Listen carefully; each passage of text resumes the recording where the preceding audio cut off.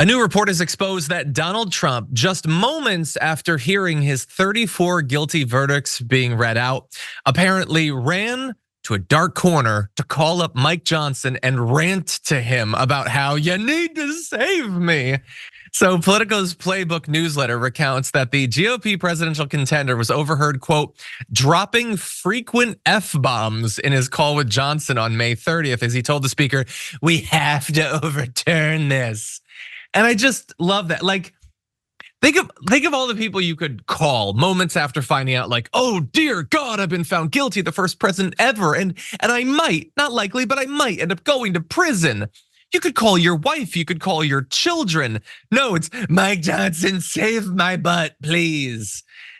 And how is he gonna do that? Like, we'll get to all the ways he's trying to do that. And he was a great lackey, a great toady. He immediately jumped to doing what he could, but why didn't you like get that sort of passion into coming up with a defense? Or I don't know, like if you were so scared of going to prison, maybe don't have all of the affairs and then cover them up with hush money. I mean, that's my advice. But granted, I don't have a lot of experience in this world, so I guess I should defer to Donald Trump. But as I said, Mike Johnson, he's playing ball. He's in Trump's corner now. And so the next morning, he gets up early to join Fox and Friends, and that's where he announced this, his calls for the Supreme Court to step in after Trump's historic conviction, saying, I do believe the Supreme Court should step in. Obviously, this is totally unprecedented and it's dangerous to our system. If he's talking about Donald Trump as a candidate, I agree with him on both counts, but I don't think that's what he means. This is diminishing the American people's faith in our system of justice itself, and to maintain a republic, you have to have that. People have to believe that justice is fair, that there's equal justice under the law. They don't see that right now. And I think that the justices on the court, I know many of them personally, I think they're deeply concerned about that as we are. So I think they'll set this straight, but it's going to take a while. You'll notice he says not one word, not one syllable, not one about the evidence. Not that they got anything wrong, just no, this isn't fair. You can't do this. Now, of course, he filters it through the bizarro warping of reality that they all do, that Donald Trump, who definitely committed these crimes, being found guilty as anyone else could be, is not evidence of the justice system being fair in relation to all. I would argue that this is perhaps the first indication that it in fact can be. That even if you're a billionaire, even if you're a former president, even if you personally know Supreme Court justices and in fact appointed 1/3 of the SCOTUS, you can still be found guilty in a court of law. I think that should provide a renewing of faith in the system of justice that we have in America for many Americans. And honestly, it probably did for many.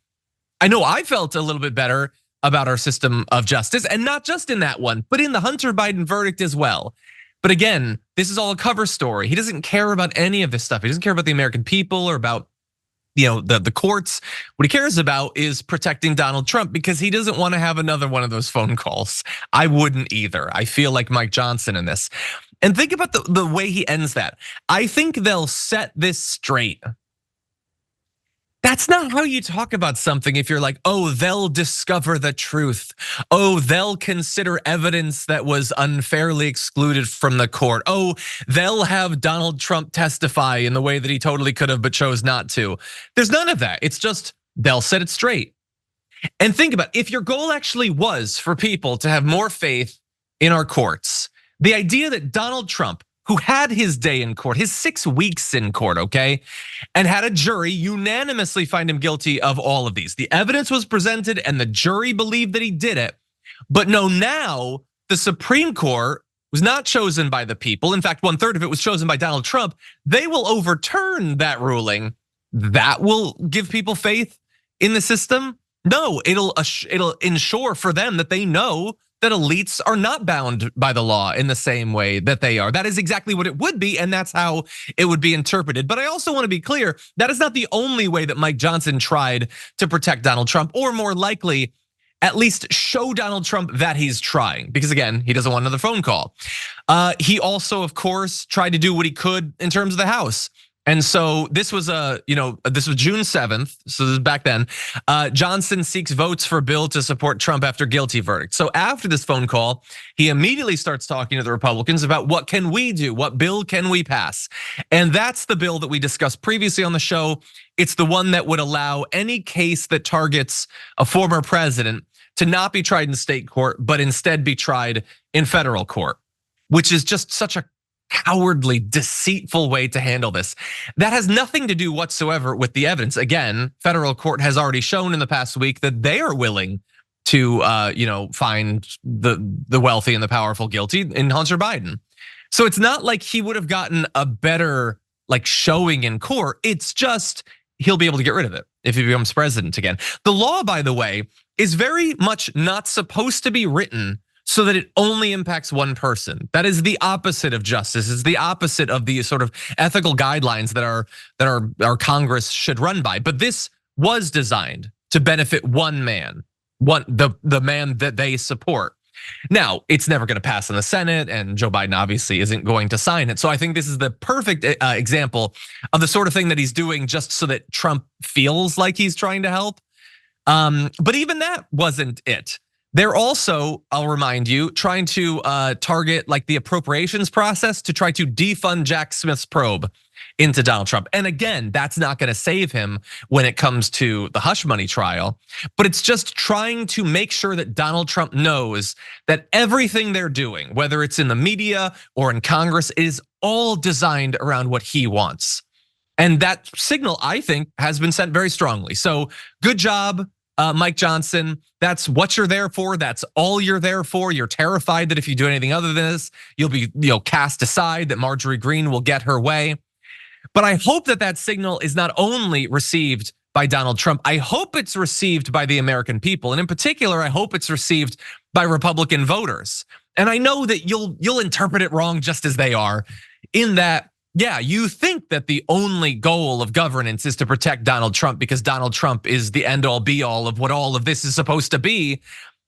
But while they're doing all this, they're not doing anything for you. I know, they're coming for him because he's in the way and they want to come for you. But no, this has nothing to do with the economy. This has nothing to do with healthcare. This has nothing to do with energy or education or the environment or any of this stuff. This is an entire Republican Party, one of the two parties we have, spending every single moment just to give Donald Trump what he wants. And it's both in terms of what they do, these sorts of bills, what they're considering, and it's also what they don't do, shooting down the border bill. The Republican Party has been made 100% they're supplicating themselves before Donald Trump.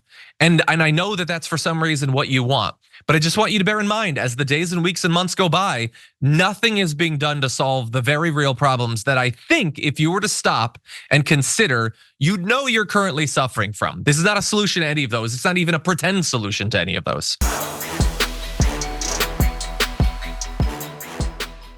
Members make a difference here at TYT. You help make the show happen, and we see you in the chat with your loyalty badge. Click the join button to become a member today.